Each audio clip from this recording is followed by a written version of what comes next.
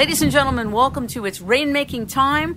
This is Kim Greenhouse. I'm in Glastonbury with the famous Hugh Newman. He is your mystery man. He is your archaeological historian of the most ancient Earth mysteries and esoteric sciences. He's a researcher. He's a writer. He's an explorer. He's an international lecturer. Some of you may have seen him on the BBC TV, on Sky Channel 200, and on the Ancient Alien Series 3, also in Series 4. He is well known for the Megalithomania Conferences that are attended by people around the world. He is a particularly gifted synthesizer of the ancient mysteries, esoteric sciences, archaeology, and has a real handle on the ancient past. Ladies and gentlemen, welcome Hugh Newman to It's Rainmaking Time. Good afternoon. Good afternoon. Thanks for being here. No problem. Good. You're the author of a book called Earth Grids. And before we go into anything about giants and some of the work that you're doing right now, what is an Earth Grid? Because a lot of people that listen to It's Rainmaking Time, they're real practical, boots on the ground, nuts and bolts. I've heard a lot about Earth Grids. We've had shows on dowsing. We've had shows on remote viewing. We've had some gifted psychics on the show. And we cover a lot of terrain. So what is an Earth Grid? Well, there's different aspects to Earth Grids. It's not just like one grid, one thing. You mentioned dowsing. That's one aspect of it. To me, the main aspect is how the ancients laid out megalithic sites and temples and pyramids across the planet. And they did it in a certain way where they were kind of surveying and they were placing things geodetically to almost like make a map around the world of the entire Earth. And they were linked together by these ancient sites. That's one aspect of it, but there's also energetic aspects which are often overlooked. People talk about the harmony of the spheres of the different planets in our solar system. And there's evidence now that spherical objects in space have this energetic signature, which is geometric, which is spherical geometric. So we find the different platonic solids so almost like vibrating within the Earth and within different planets. And we find anomalies at certain points on the planet where the vertices or points of these shapes would actually occur. So it's a very visual thing, really to kind of look at. That's why we decided to do the book on it. We've done several videos on it, all on the megalithomania.co.uk website, so people can see, what we're talking about and what we're thinking about. But generally, we're looking at an ancient geodetic surveying system that I think the ancients were working with, and they marked them with major ancient megalithic sites. When you were first talking about shapes outside of the Earth, some people may think that's astrological. Is that what you're referring to, or are you referring to something else? Oh, no, not astrological, no, but they could be connected in an esoteric way. But, we look at the sun, for instance. We have certain types of solar flare activity at certain latitudes around the solar orb. And so where these points of activity happen are where a tetrahedron points would be if you placed it within that sphere, the sun. The points of that kind of triangle, that pyramid, the points where they stick out and touch the edge is where you get activity on that planet. So it's really about geometry and about cymatics or sound, and how different sounds actually create geometry or vice versa. And we find that all the different planets have certain frequencies and sounds constantly. We can't hear them with our ears, they're beyond our range of hearing. But if we could, it'd be extremely noisy, and it'd be like a symphony of just incredible noise, which actually had some kind of order to it, which we're just starting to get our heads around now. What is it about the tetrahedron that's so relevant? Well, a lot of people in more spiritual circles, they talk about the star tetrahedron or the Merkaba, and there's different names given to it, where it's like two interlocked tetrahedrons. They're like pyramids, but with three sides, basically, each tetrahedron is. But if you look at it, if you place a tetrahedron within a sphere, so the top point is touching the North Pole, then where the points touch around the edge are at 19.47 degrees below the equator, or below the centre. And so this is very relevant because we find extreme volcanic activity on various planets, and even solar flare activity on the sun at that latitude. Now, is that a coincidence, or is it the fact that we find that there's meaning to that? And I think there is. I think when you look at cymatics, which is how sound affects matter, you can really sort of see aspects of that, not only in planets but in other experiments that have been done by people like Hans Jenny and other researchers more recently. In one of your videos, you talked about the equator and Giza being a prime meridian, that Greenwich is not really the prime meridian. I thought that was fascinating. I wonder if you could just talk a couple of minutes about that. That was absolutely fascinating. Yeah, it's in the Earth Grids book as well, and it's just the concept that in ancient times, it's now believed by a lot of researchers, not just me, that the prime meridian used to go through Giza. That was, the Great Pyramid was where they marked it, which goes from the north to the south pole through Giza. And it was never in Greenwich. That was just an arbitrary, that was more political choice, thousands of years later. Because when you start looking at the placement of ancient sites around the planet, they all relate to the Giza meridian. Everything fits into place, which is, absolutely fascinating in itself. But, when you try and, survey and look where ancient sites are from the Greenwich meridian, there's no meaning to it. There's no pattern. There's no number systems that pop up or anything like that. But when you have the prime meridian through Giza, everything slots into place. There's harmonic number systems linking them. The distances, the degrees apart, the amount of miles, or different geometries start forming between them as well, even. And so you can't help but notice that there's something going on there. So it's just a general idea that's been going around for a while. It's been noted by several different authors, but when you're looking at Earth grids, that's one of the most important things you need to do, is find the prime meridian that the ancient peoples were using and see if there's any connections. And that is the one alignment that matches all the other sites around the world. Wow, that's remarkable. That should be a modern-day discovery, don't you think? Well, I mean, it'd be quite fun if they changed it, to be honest with you, because the other thing about that particular spot on Earth, where the great the Giza Plateau basically, is that there's more land mass in all directions from that spot than there is from anywhere else on the planet. So it's almost like the gravitational land mass sort of plug point of the planet, where the most land mass is formed around that particular area. So they may have chosen it partly for that reason. There's what you do on a day-to-day basis, where your mind has you focused, and then there's what business you're in. And sometimes people confuse what they do day to day with what business they're really in. What business would you say you're in? When the railroads were asked what business they were in the United States, they said, we're in the railroad business. But because they saw themselves that way, they weren't open to transportation. So when other forms of transportation became available, they weren't prepared. And I'm just wondering, because you sound like you're a remarkable synthesizer. And I was wondering, how do you perceive who you are and what you do? Well, I just want to kind of find the truth about our ancient past, really. That's really what it all boils down to. I think one of the things we're lacking in society and the whole world, really, we're cut off from our ancestors. That's one big problem, and it's actually a spiritual problem we're having. And I think there's a lot needs to be addressed there, because when you start looking into the ancient mysteries, especially when you look at these giant skeletons, you look at the Mayan systems, you look at the Egyptian systems, things like that, there's not much left to go on, especially Britain. It's all gone. It all got destroyed by the Romans. So we're cut off from our own physical blood relatives going back thousands of years, and it's been deliberate suppression and closing down of these old pagan, if you like, kind of traditions. I think my role is, or certainly my passion is, to actually kind of reconnect to that.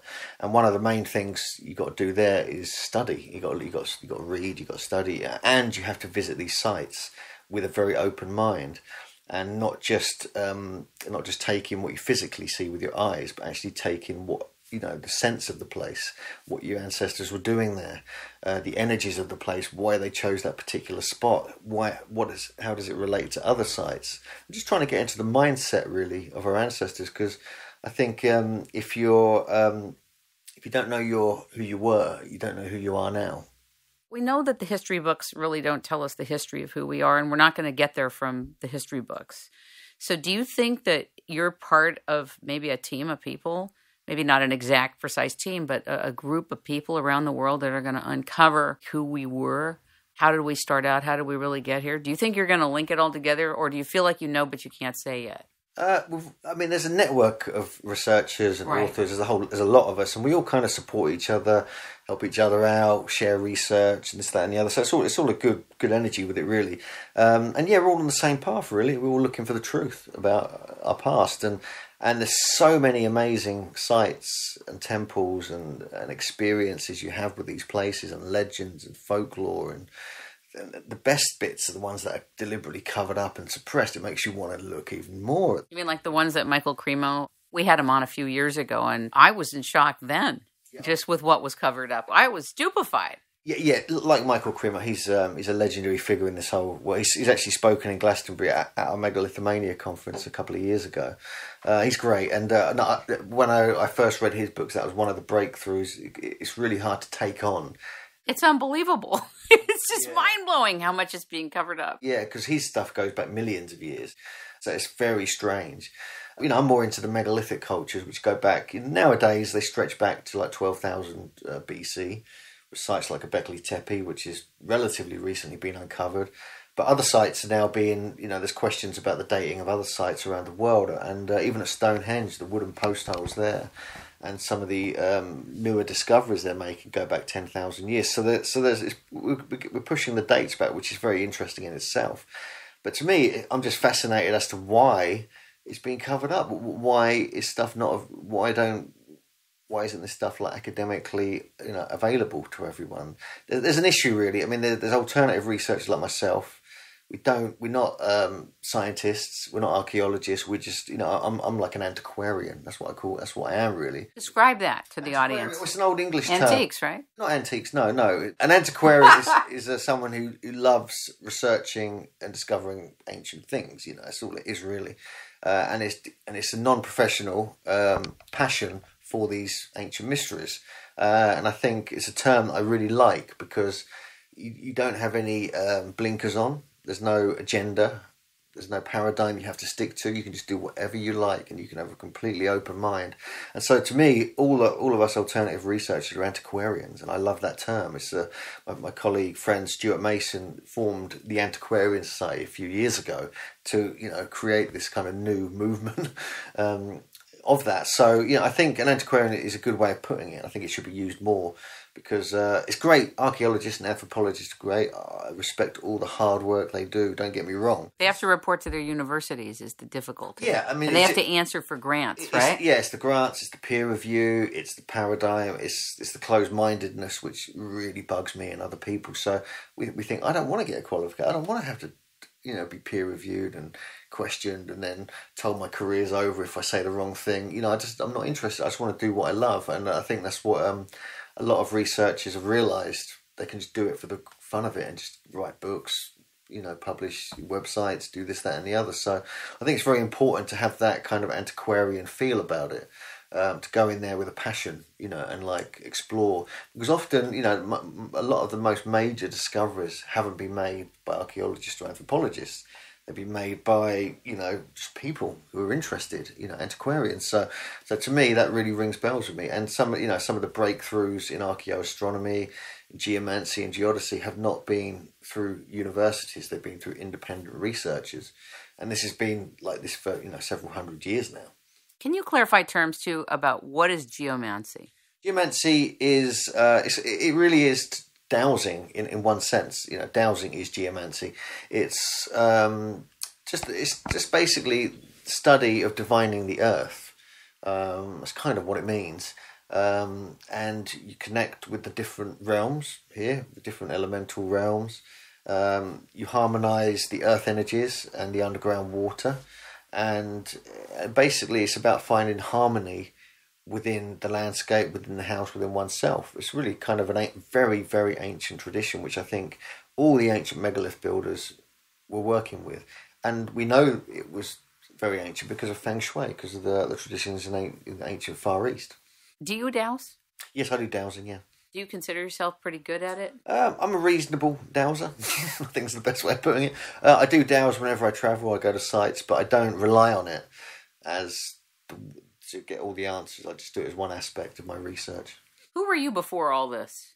Tell us a little bit about you. Who were you before Megalithomania? Who were you before you wrote books and before this interest? And I'd like to know what spawned your interest. I've been interested in this kind of stuff for a very long time, actually. Fairly early age. One of the things that got me really into it was, it might sound bizarre to some people, but was the crop circles. When I was in my early 20s, I started visiting crop circles just because they're just a weird thing, kind of, strange thing to go and check out. And I was absolutely stunned by them, utterly stunned, because they're just so intricate, so beautiful, so wonderful to enjoy, and the geometries were so special. Obviously, there's a lot of fakes, hoaxes. There's teams making them to sort of dupe people, but there's simply too many, and they've been around for too long. There's some of them. There's reports of them going back hundreds of years now. I don't think no teams of hoaxers doing them in the 1600s or anything. They're pretty elaborate and quite big.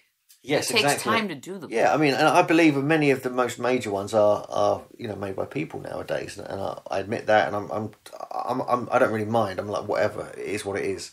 You just have to kind of explore them, because if people are making all of them, well, they have my highest respect. But I don't think they are making all of them. I think they're making some of them, and they're just copying what came before. From a mysterious place. So please don't ask me where they come from. I don't know. Oh, no. I don't think any of us could answer that. No, the question is it by us or by something else, and who would know? Yeah, but the fact is they go back so far into the distant past.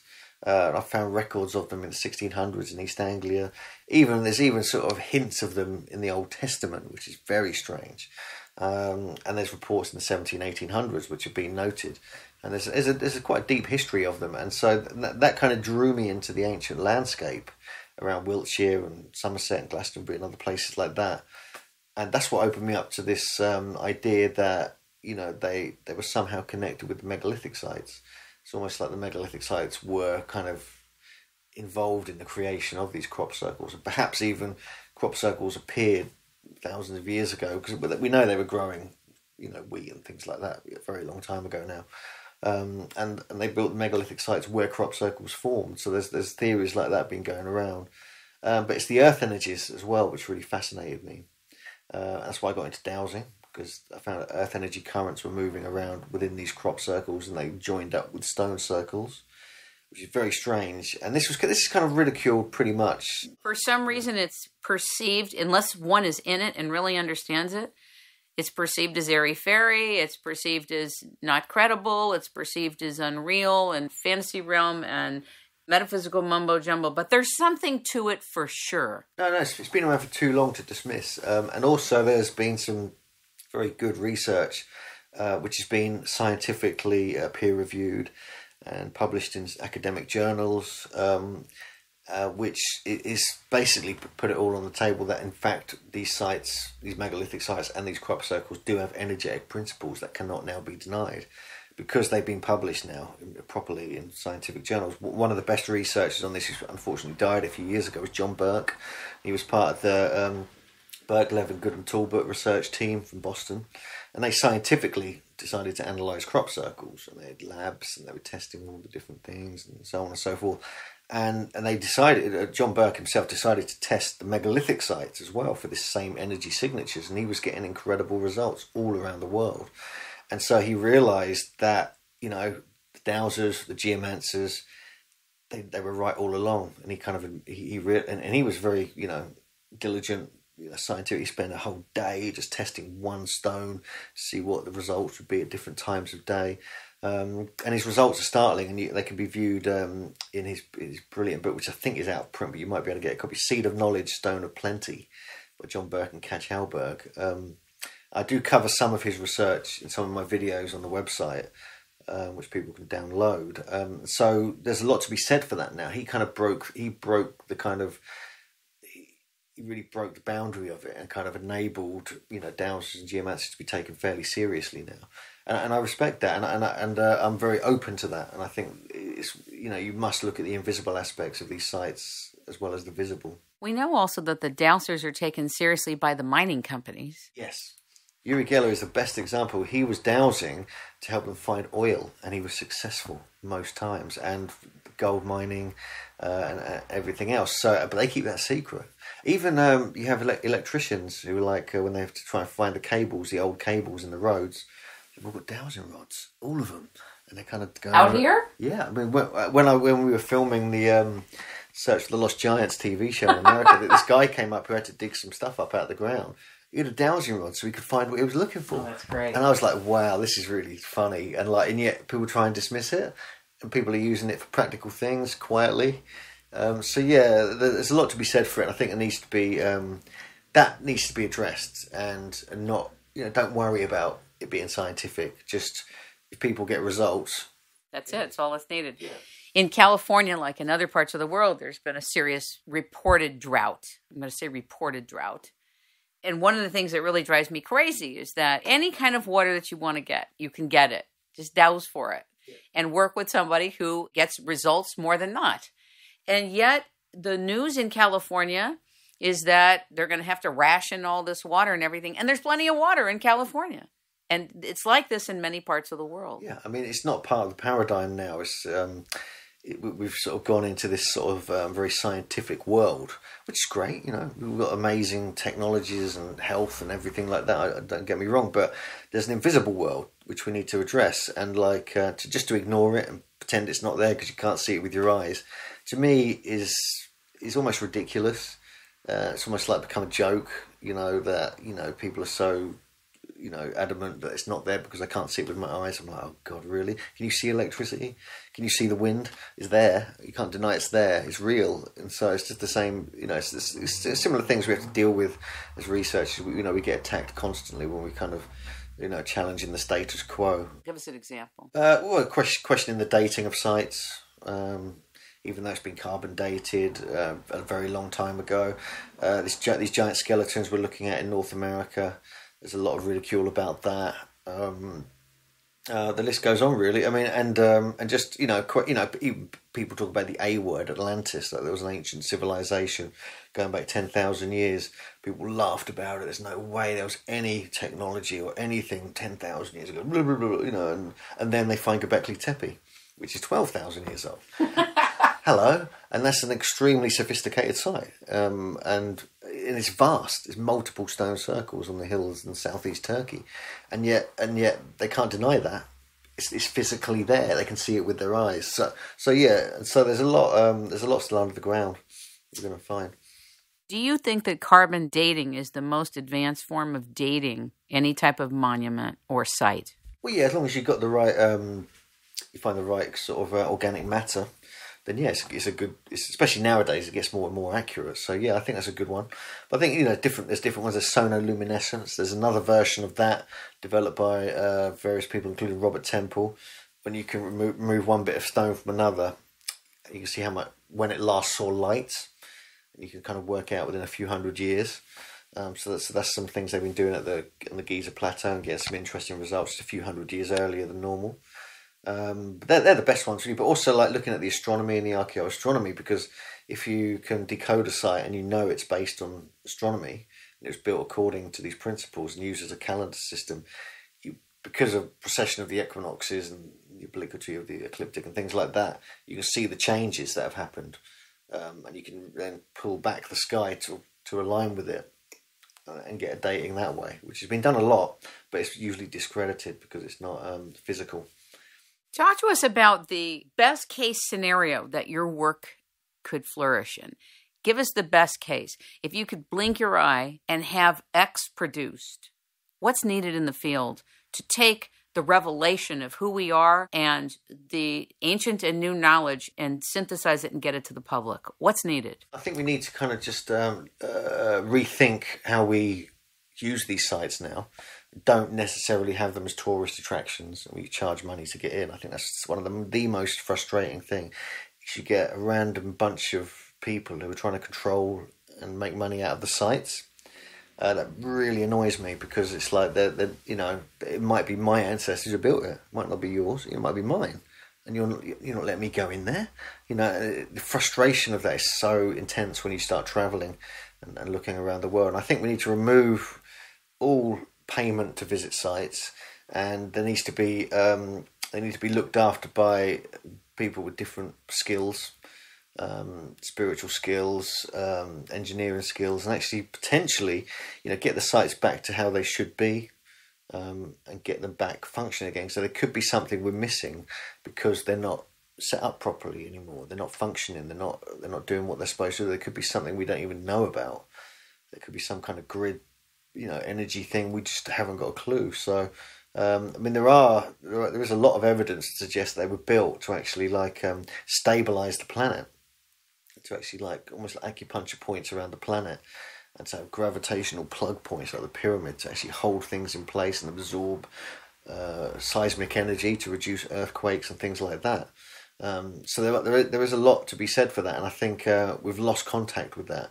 And I think if we're not careful, we're going to go down a very dark road where we slowly destroy and abuse these sites, and it could actually affect our future and our generations, our future generations. So I think there's something, I'm not quite sure how to approach that, but there's something said to be about just getting sites back to their original style and way they were built.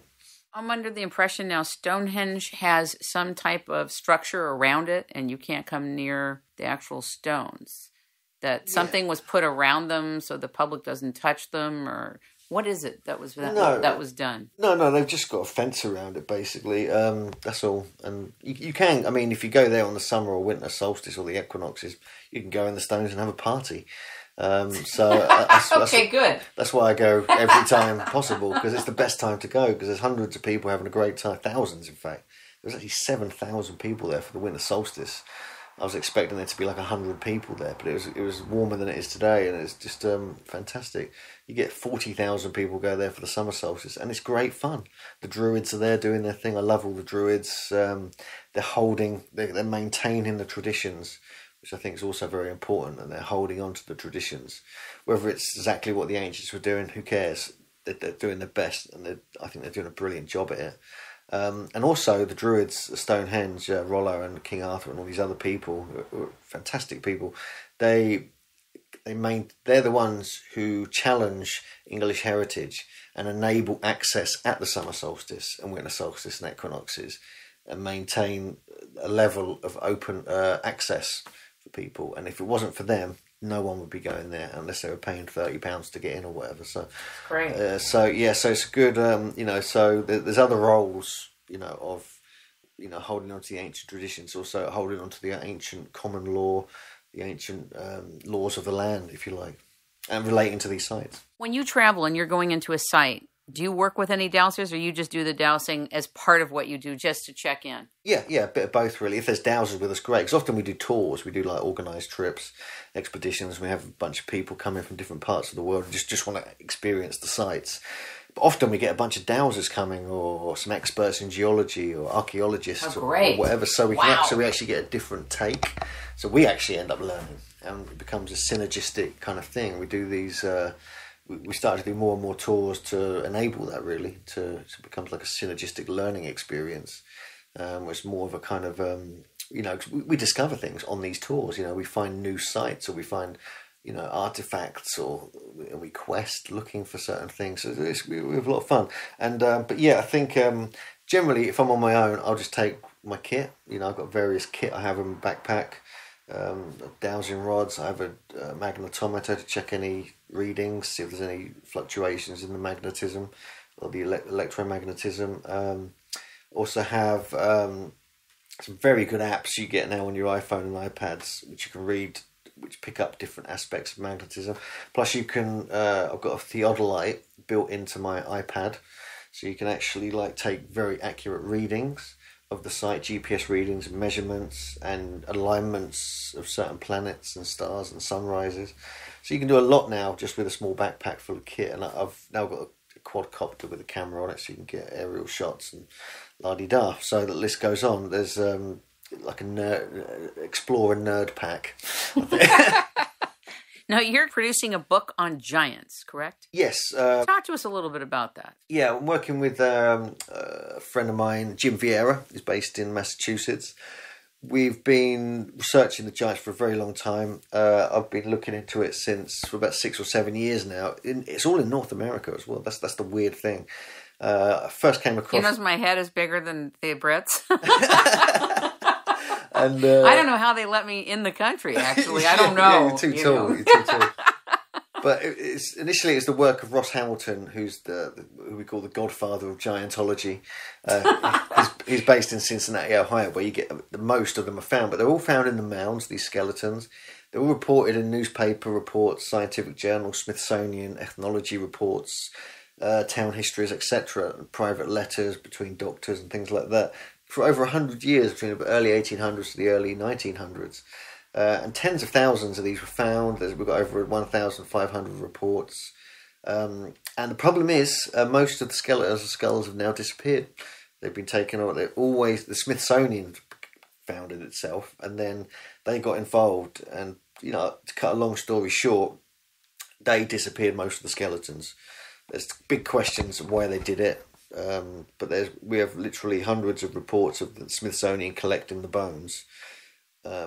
And then when they were contacted about those particular bones, oh no, don't know what you're talking about. They're boneless. Yeah, they're boneless, skullless, and so that became a problem, and it was an ongoing kind of cover up. And people say, oh, it's not a cover up; they just didn't know what they were doing. I'm like, no, you can see who was doing what and when, and so yeah, we don't. It's kind of like the Library of Congress in the United States also has some ancient maps they don't want the public to know about that all of a sudden disappeared there too.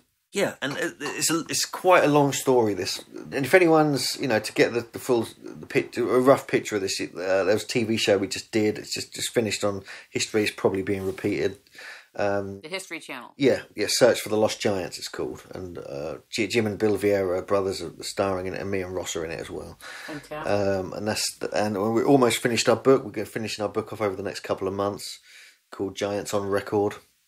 We're just basically documenting probably about 400 reports and analysing as many of them as we can. Because it's very strange, some of the skulls that are found are like inch-thick skulls.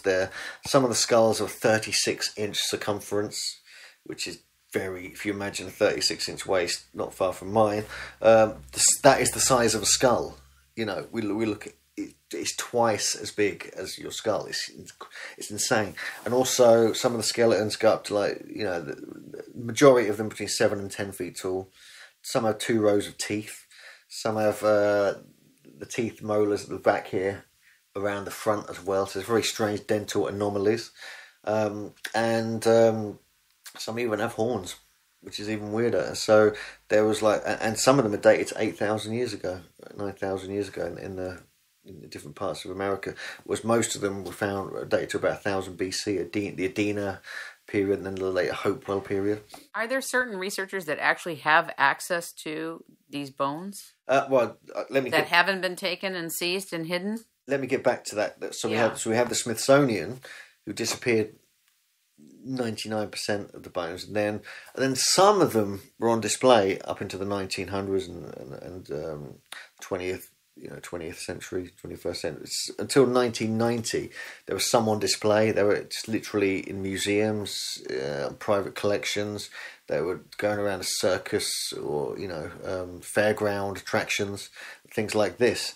And they were photographed. We have photos. We have a lot of photos. We have newspaper pictures of them. But in 1990, the NAGPRA Act came in, which is the Native American Graves Protection and Repatriation Act. And this was put together by different Native American, councils and the government. And so the problem with that is that, which is I respect, we totally respect that they had to do that, and it's a very good thing. There was lots of desecration of graves going on, and it wasn't fully respected. So, but they took all the giant bones and the giant skeletons too, which is really annoying and frustrating for us as researchers, because all the evidence has gone now, and it's literally illegal to even own or have any of these bones or skulls, or even print them in books, or certainly not have them on a TV. Who made that illegal? It was the NAGPRA Act. Is that here in America? No, just in America. North America. Only North America. But that's where all the giant skeletons were. And so that's the problem. So we're battling with that. So it's there's a law stopping us from even going anywhere with it. So what about on Native American land? If you got permission to go onto Native American land and you were invited, I memean, the good thing is what has happened is, I mean, I've seen a giant skeleton in North America. I've seen one in the Mutter Museum in Philadelphia, Pennsylvania. It's there, so it's there, but it's not a Native American. It's 7'6" skeleton. Probably got acromegaly, which is a pituitary gland dysfunction where you have growth spurts and you get very tall. But it was found in Kentucky, which is right near North Kentucky, which is right near the Ohio kind of valley centre of where the giants were discovered. So, but basically, what happened was the colonials came over and they dug up all these mounds. There's 100,000 recorded mounds and earthworks in North America, mainly along the Mississippi, various either side of that, going from pretty much New York State all the way over to California in some cases. But the Native Americans never dug the mounds up. They respected this earlier culture or their ancestors, and they never dug the mounds up. They respected them as grave sites. As soon as the white man turned up, boom, goes digging them all up, trying to find treasure. But all they found was thousands of giant skeletons, double rows of teeth, and they're all reported. They were all sent to the Smithsonian. They were put in newspapers. They were measured, this, that, and the other. So all the data is there. It's just the bones aren't, and that's what any skeptic will just say. Where are the bones? And so we're in this position where we're like frustrated because we can't find the bones. So what we've decided to do is we've decided just to present the evidence we've got and let people decide for themselves. And the TV program really helped because it enabled people to contact us and actually tell us about this old skull that their grandmother's got in the basement. You know, so we're getting a few leads on various skeletons now, and or hopefully when we get a second series, we'll actually be able to, move forward properly with this. But I mean, to me, the main thing is I don't care. I'm not too bothered if there's bones or not. I really don't care. It's like the crop circles. I don't care who makes them. What I care about is that what are they? Why are they there? And what does it mean? Why is this not part of our history books? Why is it covered up? Why is it being covered up even now? I want to know. I want to question this, because if there was a giant race around for thousands of years in North America and potentially around the world, why don't I know about that? It's my right as a human being to know about my history, and to have that covered up by institutions, especially institutions that are official institutions, is not cool, and it needs to be addressed in itself, regardless if there's bones or not. I mean, obviously, that giants existed. Yeah, for sure. Okay, so what does that mean to you, and how do we translate as listeners? Yeah, what could that mean to us? To me, it's not even that big a deal, really. Because who cares? But you're a giant among giants. So yeah, then I'm a giantologist. But no, the thing is, it's like they were dinosaurs. Does everyone freak out about them? Try and cover them up? No, apart from the fundamentalist Christians. But that they were there. They were huge. What's the big deal? Who cares if there was giant humans? Maybe it's a religious thing. Yeah, but why cover it up? It's like because they're giants in the Bible, for God's sake. For God's sake, I shouldn't say that really. But you know what I mean. So there's actually giants talked about. Matter of fact, in the Bible, hundreds of accounts. We're just like, this is too much. There's too many accounts to kind of deal with. So to me, it's not that, it's not a huge deal. It's just like something we're interested in and we want to get to the bottom of and expose the truth about it. Sounds like you're on your way. Yeah, we're just doing it. I mean, we don't really have an agenda. We've got no, we're just doing it as individuals. It's our passion. It's an interesting subject. We're not like we haven't got a political or religious agenda or anything like that. We're no interest in that. We just want to present the evidence and get people talking about it. How did the traditional television and radio stations receive you? Well, I tell you what, the History Channel were very good, actually. I mean, there's a lot of controversy in the History Channel because they did Ancient Aliens, and they've done certain programs which are more speculative, a bit like the Giants one. And actually, they were very supportive, and they were very cool. And the production company, Left Right Productions, based in New York, were fantastic, very professional. They're very interested in the subject, and we treated it really as a quest, knowing we may not find any physical bone evidence, but we didn't care. We thought it'll give us a chance to present all the evidence, and that people can do their own research, make up their own mind, check out their grandma's basement, and see if people uncover anything. So I mean, History Channel, I think, is very Ancient Aliens has opened the door. I've got to be honest with you. That TV show, although it's ridiculed and joked about, actually, some of it is actually very interesting information. It's very powerful information, and they kind of it enables extremely interesting esoteric information that's never been allowed on TV before to now be on TV to the general public, and they sort of hold it under this Ancient Aliens guise, even though they know full well it wasn't all ancient aliens making these sites and these giants. You know what I mean? So I find that fascinating that the door's been sort of wedged open for alternative researchers to have their say. I'd like to see more funds coming into research, ancient research. Yeah, certainly. Yeah, we would as well, obviously. We'd have liked that a lot. But we don't really... I'm not funded in any way. I know you get some research in America that are funded, but I kind of avoid it, really. I don't care. I mean, I'm a traveller, naturally. I want to travel the world, so I will do whatever I can to make that happen. It's kind of why we organise conferences and tours to drum up interest, and then people come on the tours, and hopefully we get enough people where we can go on the tour and it's taken care of, it's paid for, so we get a chance to visit and share the information with these other people, and it's just a flow of information and sharing, I think, is the most important. And if people want to fund me, that's great. Please get in touch. I have no problem with that. And how do they get in touch? They can just get in touch with me through megalithomania.co.uk. Spell it for us, will you? Megalitho mania mania.co.uk. And they can contact me, info@megalithomania.co.uk, and also through just hughnewan.co.uk, HUGHNEWMAN.co.uk. It's just at the part of the Megalithomania site. Anywhere they like, really. I'm all over Facebook and social networks and things like that, so I'm easy to find. And we've got a very extensive YouTube channel where we've got 250 videos up there, free to watch, of lectures, expeditions, of obscure places like Tonga and Costa Rica that I've travelled to and filmed and interviewed people. So, and there's a little bit of stuff on giants there as well, so people can subscribe to that and keep updated. We put something up every week. We've got new stuff coming up. I'm curious to know, what is one of your favorite places? I get asked this a lot. I mean, I don't know. I mean, I've got to be honest with you, I love everywhere. Every site I've been to is equally fascinating. I'm like a child in the toy shop every time I go to a megalithic site. I'm just the same. I'm like, oh, wow. So it's, I don't know. I mean, there are some classics, I've become more and more fond of Stonehenge. I kind of avoided Stonehenge for a long time because it was the famous site. It was the big site everyone went to. It was the tourist attraction. But I've become more and more fond of it the more I've been there on the equinox and the solstices. And you actually get a chance to really celebrate there. And it's a whole different vibe. It's a whole different thing. You're not controlled. You don't have an allotted time and a tour guide telling you what's what. You're partying. You're having fun. And that really has opened it up to me in a different way. And you can explore the landscape around it, which goes on for miles.